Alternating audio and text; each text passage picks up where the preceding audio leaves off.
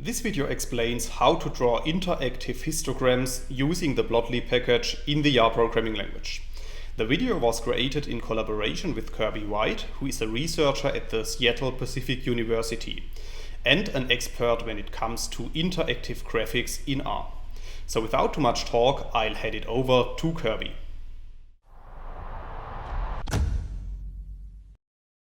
Hi everybody, this is Kirby White here to do another tutorial about Plotly in R.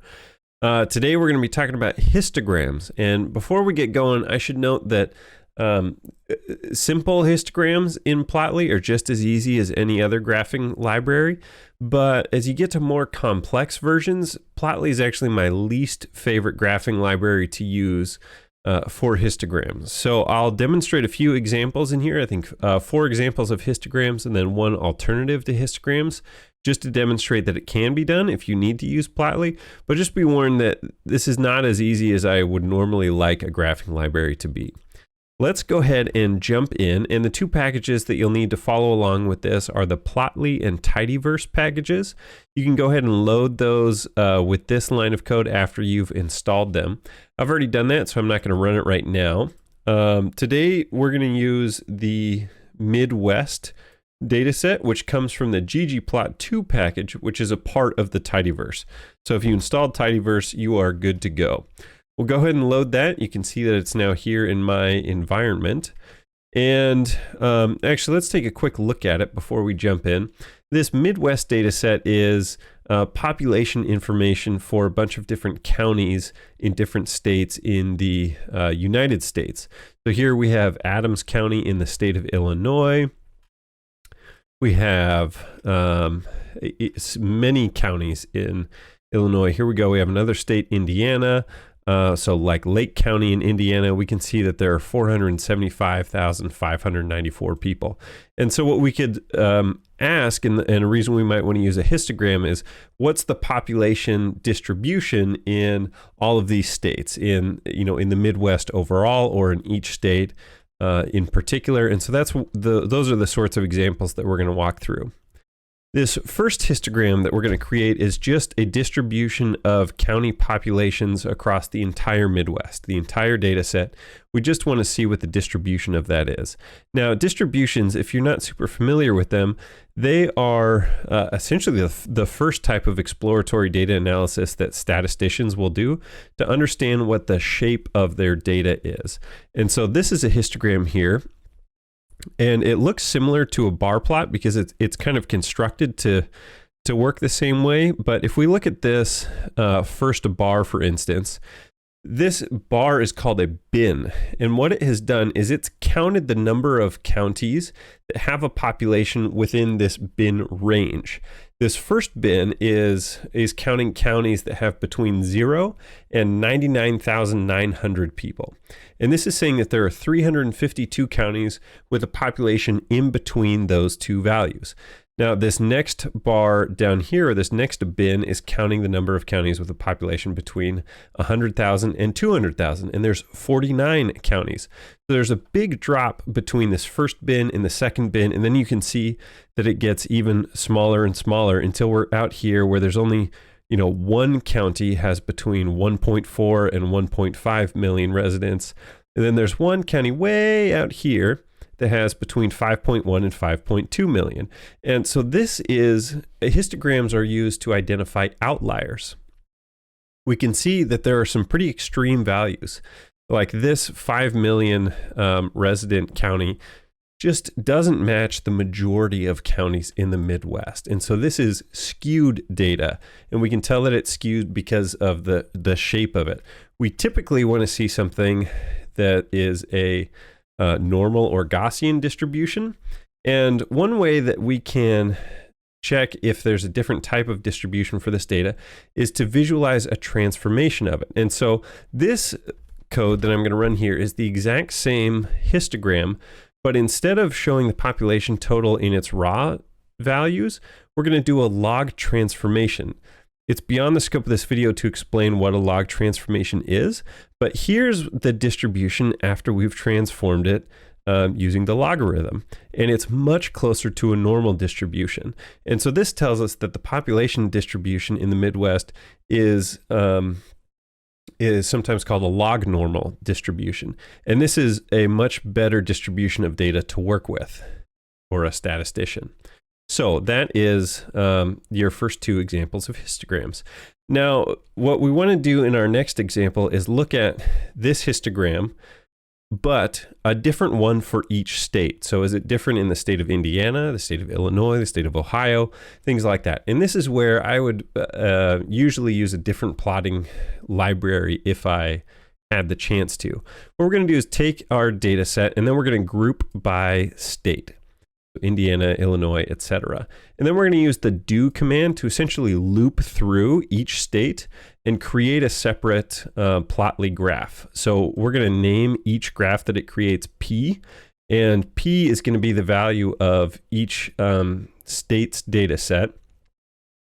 And we're still going to do the log transform population, and we're going to give it the name of each state and create a histogram. And so the do command is going to create several plots, and then subplot is going to take those plots and put them together.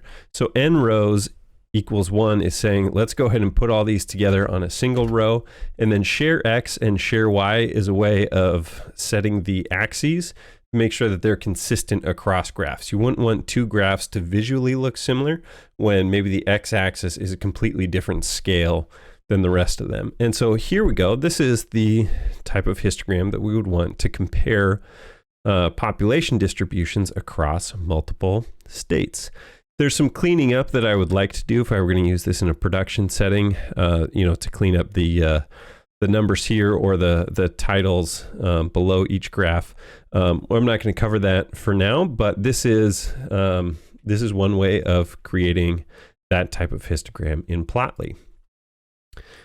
So we've already talked about how histograms work in terms of counting the number of records that fit within each bin and then plotting those as a bar chart. What we can do is modify the properties of the bin. So the Plotly library will use some algorithm to determine how many bins to create and what the range of each bin is, but you can specify that manually. So using this argument, xbins equals list and then specifying the size equals 3 is a way of specifying the range of log transformed populations that are going to go into each bin. So in our first example, it was doing ranges of 100,000, and now we've transformed it to log units, but we've specified what that range is going to be. So that has meant there's actually only 4 bars that are getting plotted now because each bar is counting more records per bar. If we want to specify the number of bins, but not the size of them, we can use this argument nbinsx. And so this is going to force the graph to create 10 different bins, and it will figure out what range of bin needs to happen to create 10. So this is what happens when we tell it exactly how many bins to create. So far we've basically looked at fairly fundamental histograms. Sometimes what we want to do with histograms, though, is overlay them with other information about the distribution. So sometimes what people want to see is a histogram and a density curve at the same time. So we can do that by creating an object, which I'm just going to call dense here, and that is storing the values of the density function of the log transformed population in our data set. And then we're going to create the same Plotly histogram that we've done before, but use this add lines argument to add another layer to the plot. And then we're going to specify some properties here in the layout, which I'll talk through while it's loading, essentially to say that y-axis 2, we're going to set the property so that overlaying equals yes, meaning that yes, we want the histogram and the density curve to be on top of each other. And then we want the axis or the scaling information for the second plot to be on the right, and we want both of them to start at 0 at the same location. And so this is how you get a histogram and a density curve overlaid on top of each other. Now, if you're familiar with histograms in ggplot, you can probably tell this is a more complicated way of doing that same sort of thing than it would take than what it would be in ggplot, which would probably only take 1 or 2 lines to figure it out. An alternative to histograms are sometimes called violin plots.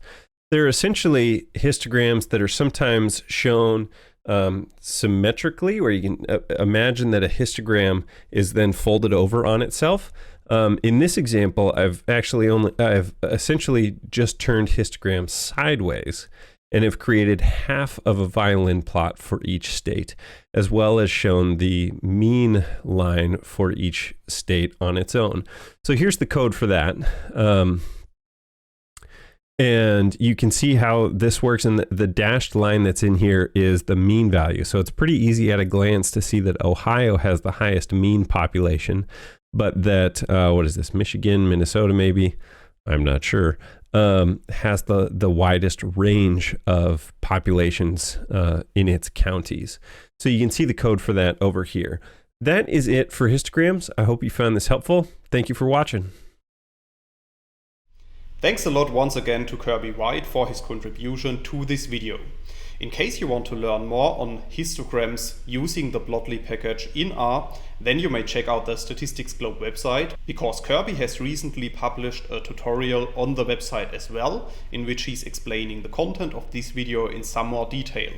I will put a link to this tutorial into the description of the video so you can check it out there.